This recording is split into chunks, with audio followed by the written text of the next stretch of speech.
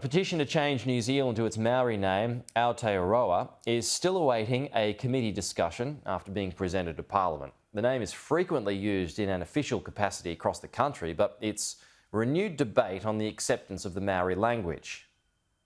From an outside perspective, New Zealand is progressively embracing its rich Maori culture. Te reo, the Maori language, has been an official language since 1987 and is increasingly incorporated in everyday speech.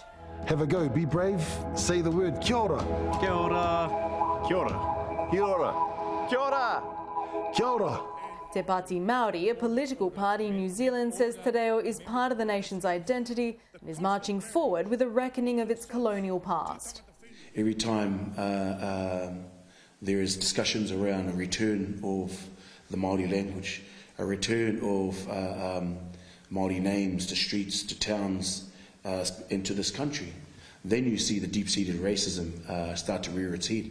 Party co-leader Rawiri Waititi says the public is ready for change. Oh yeah, there's an appetite and there's a mood for change. It will show some courageous decision-making, but I think this country now is in a space where Māori is becoming more accepted. Te Pāti Maori presented a petition to Parliament in June with 70,000 signatures to change New Zealand's official name to its Maori Aotearoa and to change all place names in the country to those of Te Reo Māori by 2026.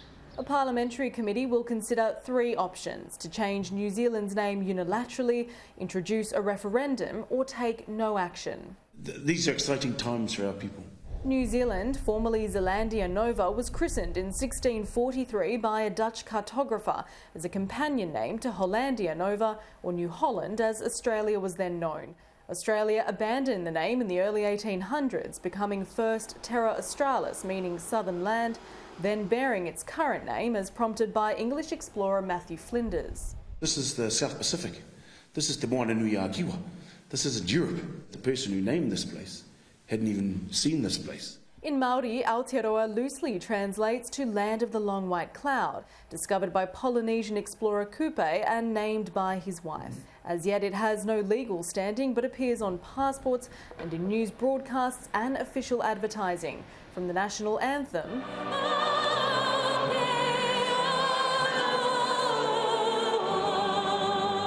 to Air New Zealand's safety video on all domestic and international flights. We invite all of you to join Te Aki's quest to care for the people, places and culture of Aotearoa. But an official name change is dividing public opinion. As a nation, we've matured now to the point where we can have that conversation and I guess not just name ourselves after a place in the Netherlands where there's no real affinity. Not permanently. I think it should be together.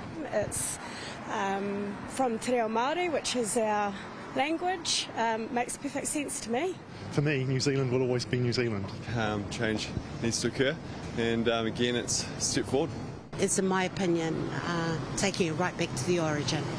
The Maori name for New Zealand is generally widely accepted and used right across the country, but a permanent change could mean drastic implications both nationally and internationally in terms of business, economy, tourism and culture. This kind of divisive cultural straitjacketing, it doesn't really belong in New Zealand. It's un-Kiwi, and I wish that they would use their imagination and address some more serious issues. It's nothing to be fearful of. I think it's something to embrace. Te Pāti Maori is hoping for a debate in the House, not a referendum, which it says is tyranny of the majority. There's a saying that one of our chieftains from Tainui always said, ka whawhai tunu mātou, ake, ake, ake, that we will continue to fight forever and ever and ever. And so this is not the beginning, this is just a continuum. Jessica Maggio, Sky News, Wellington.